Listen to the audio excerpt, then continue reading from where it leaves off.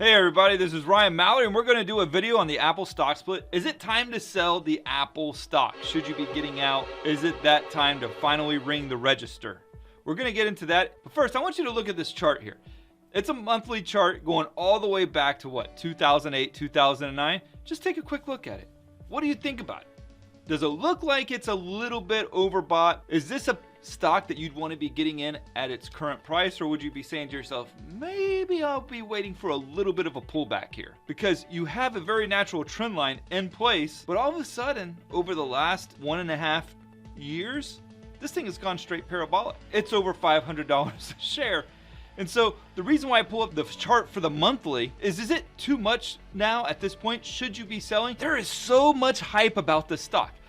As long as I lived, I don't think I've ever seen a stock this big in terms of market capitalization. Yes, $2 trillion of market capitalization. I've never seen a stock this hyped up, ever. You have Tesla, but then again, Tesla is not a $2 trillion stock. Yes, it's hyped up. It's a mega cap stock. It's the biggest automaker out there, but it's nothing compared to Apple. Apple's like 4 times the size of Tesla. So when I'm talking about Apple and we're seeing these moves of 1 to 2 to 3 to 5% a day, and Apple, these are major moves adding ridiculous amounts of market cap. Sometimes we see over $200 billion of market cap added in 1 week. That's a half a Tesla right there. And people in general, they're really not too worried about this stock right now. In fact, in the last week alone, as Apple has traded over $500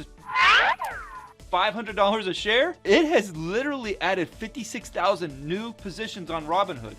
That's just Robinhood. That doesn't account for Charles Schwab, doesn't account for TD Ameritrade, it doesn't account for E-Trade or the host of other platforms that are out there where people are buying the Apple stock over $500 a share.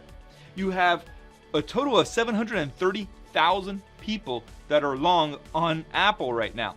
I get it. Majority of them, the great majority of them, are sitting on incredible gains right now.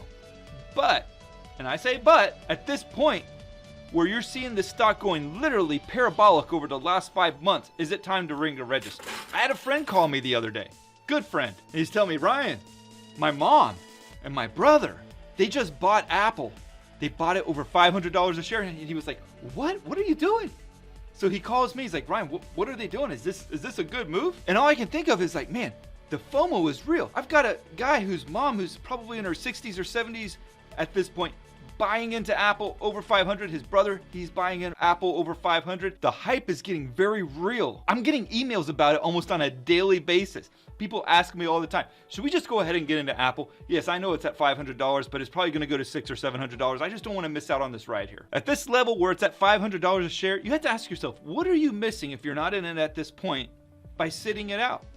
Are you really worried about it going from $500 to $600 a share? That's a 20% increase.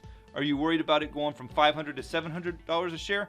That's a 40% increase. Yes, I know it's going to split here at the end of the week, but that's not what I'm talking about. I'm talking about it right now from $500 to $700, knowing that it's going to split, but the percentage differences are the same. When it goes to $125, I'm still talking about a 20% or a 40% increase, okay? The reason why I bring that up is, can you not find that on other stocks out there? A 20% move or a 40% move? Yeah, you can find it, but Apple's sexy. We want to say that we made this much money on Apple. If we say that we made 20% or 40% on stock ABC that nobody has ever heard about, well, that's not sexy, that's not exciting. But if we can go to a cocktail party and say, hey man, I just made 20% on Apple in the past couple of weeks, well, that's kind of exciting. So there's a sex appeal to Apple that people really can't ignore. And so they're buying in droves. There's other stocks that are moving 20% all the time on a daily or weekly basis. There's stocks out there all the time that are moving 40% on a weekly or a monthly basis. But we're all caught up on Apple because that's what everybody's talking about right now. I just say don't get caught up in the hype. Don't be a person that's buying this thing over $500, even if it goes up to $700 a share. If it goes up to $700 a share, what are we looking at this point? $3 trillion? How long do you think it's going to take for it to add $3 trillion a share? When was the last time you upgraded your iPhone? Maybe you just bought the iPhone 11. I don't know. I bought my son an iPhone SE because it was pretty cheap and they basically gave it to me for free. But I have an iPhone 10. I'm not going to go buy an iPhone 12 or whatever they come out with next. I don't see the need in it. I mean, literally, I'm not a professional photographer. What do I need a fourth camera lens for? I got 2. I'm happy with 2. I've never had somebody tell me when they look at one of my pictures, say, hey, that looks like an iPhone 10, not an iPhone 12 that you took that picture with. No. There's this sexiness when it comes to the stock, but there's a less of a sexiness when it comes to their iPhones now. And I know they do more than that. They got the iPads, they got the Buds, they've got the services, they got the Apple Music, they got the Apple TV, they got a whole bunch of stuff. But their cash cow is going to always be the iPhone. So with that said, how many more trillions do you think they're going to add? They're at 2 trillion now. Do you think they're going to go to 3 trillion, 4 trillion? Do you think they're going to hit some home run, or they're going to be like a $20 trillion stock and their company be the exact same size as the United States gross domestic product? I don't think so. And while I have you right here, make sure that you subscribe to the YouTube channel membership. It's a new program that I've launched. There's 4 different levels. You get everything from S&P 500 updates to weekly updates on all the FANG stocks, plus Microsoft, plus Tesla, as well as another level that provides you with my watch lists and all the stocks throughout the week that I find interesting and intriguing. So check that out below, hit the join button, get a little bit more information, and make sure to subscribe. So it all comes back down to if you're one of the 730,000 Robinhood bros that are long on the Apple stock right now, or you're with a different brokerage but you're still long on the stock, is this the time to be ringing the register? Is this the time where you want to get out of the stock? Well, let's go ahead and look at this from each individual time frame and decide that for ourselves. Here you have the daily chart of Apple. I can't get into this thing at $500. I think it's moronic to get into it at $500. The risk reward, even if it keeps going up, okay, let's say it goes to $600, the risk reward is not there. The reason why is you have this rising trend line here. And this rising trend line suggests that there is some downside risk to this stock right now. If you don't think so, go back to 99, 2000. Microsoft was trading at $53 a share. It drops all the way back down to $18. If you don't think that can happen, you're fooling yourself. It can happen. I don't care if it's Apple. I don't care if it's Tesla. I don't care what stock it is. There's no stock that can supersede what the market wants to do to it. And so you have this rising trend line off of the March lows. Yes, it's holding it, but it's becoming very much extended. In the early going, March, April, May, June, and July, it held pretty close to the rising trend line. And then in August, Apple went absolutely ape, way overextended, way overbought. Yes, tons of volume pouring in. They do the stock split. You're getting a 4-to-1 stock split. Everybody's psyched. Everyone's stoked. But underneath it all is the likelihood of a pullback to this trend line. Here's the thing. People say, oh, it's not going to pull back. Guys, all stocks pull back. I can't stress that enough. All stocks pull back. They will always pull back. I've seen Apple pull back incredibly over the years, and it'll do it again. But for now, you have this rising trend line. I respect this rising trend line. It's trending higher. The price action has become very much disattached from this trend line. So you could draw a trend line maybe off of the July lows and say, well, this is the new trend line now. Okay, but trend lines over time tend to flatten. You have already a flattened out trend line going from the March lows that makes it very susceptible to breaking the short-term trend line off of the July lows and retesting the trend line off of the March lows. So here you have the weekly chart. Strong volume over the last 5 weeks. But what do you see here? Since the March lows, this thing has not had any kind of a pullback. If I was looking at a 5-minute chart here, I would not be buying on this chart. I would be waiting for a pullback if this was a 5-minute chart, because it's overextended and logic would tell you, wait for a pullback. So where does one find a possible pullback level at? Well, you have this rising support level going all the way back to 2018 that could see a pullback down to 377. I know a lot of you guys are choking on your avocado toast right now hearing me say that, but if it pulls back to 377, it would represent a great opportunity to buy on the bounce. And yes, 377 is a very strong possibility here, because once the market gets selling, Apple, Google, Facebook, nobody can say no to it. Under a far more grim situation, which would be like Microsoft in the late 1990s and 2000, you have this trend line off of the December lows, and if it pulled back to that, you would have like a entry price at around 260. Yes, I know that's like a 50% haircut on the stock. I'm not saying that's going to happen tomorrow, next week, next month, or anything. I'm just trying to say, over time, yes, even the Apples of the world do have their pullbacks. On the monthly chart, again, it gets more and more parabolic. This is the same chart that I was showing you earlier in this video here. There's no logical place to get long at this level. If you missed the trade, you missed the trade. That's okay. So what you do is you got to wait for the pullback. You got to be patient.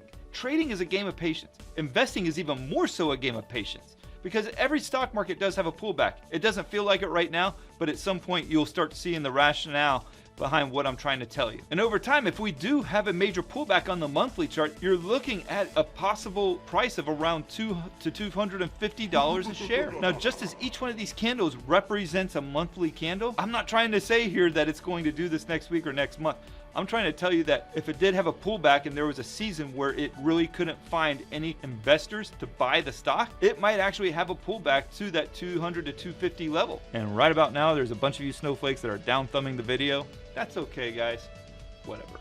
Because here's the thing, at the end of the day, it doesn't matter what I think or what you think, the market's going to do what it wants. If anything, you should be thanking me because I'm providing you with an alternative opinion on the stock. A stock that says, hey, it's run up a lot, be careful of some downside risk. Is there a problem in me saying, hey, be careful, there's some risk in this stock right now. It's made a pretty good run. It could see a pullback. It might see only a minor pullback, but if the whole market pulls back and the market is in a bubble, maybe this stock sees a substantial pullback, and at that point, be ready to take advantage of the opportunity because you may not get that again. That's actually some pretty good common sense there if you ask me. So in the end, I know that Apple can still keep going higher. Maybe we see the $550 or $600. I'm not totally positive that we will. I think we're closer to a top than we are to a bottom right now at this juncture. But what I want to make sure you're doing is paying attention to the risk. This is one thing that I've always been consistent in, whether it's on my website, whether it's in the Trading Block subscription service, whether it is in my podcasts, or whether it's on this YouTube channel. I put my focus on the risk. So if anything else, I'm being consistent here. Yes, I love profits just like everybody else, but I also know that you preserve the profits by managing the risk. And if you don't do that, these beautiful trades that you get to experience, they're all for nothing because eventually they all pull back. And you either catch yourself panic selling or selling when it's way too late. And I don't want you to do that. I want you to be able to secure these profits that you've made in Apple. Know that, okay, maybe this isn't the best time to create a new long position in Apple. Maybe I need to be a little bit patient. Or if you're in the stock, you're just saying, hey, I'm not saying that you should sell it or I think you should sell it. All I'm just trying to say is beware of the risk below. Continue to move up your stop losses. If you need to take a little bit of the profits off the table just to let you sleep at night, that's not a bad thing either. But manage the risk, manage yourself, manage your emotions. And in the end, I think you're going to be okay. If you like this video, I'd ask that you pound on the like button. And if you really liked it, make sure you subscribe to this channel here. I'm putting out fresh new content every week, at least twice a week. So make sure that you're subscribed so you can get notified as soon as I make one of these new videos. And let me know down in the comments below, what do you think of Apple here? I hope that you guys are still long on it and that you're raising your stop losses and that you're managing the risk. So let me know what you got going on there. Thank you guys and God bless.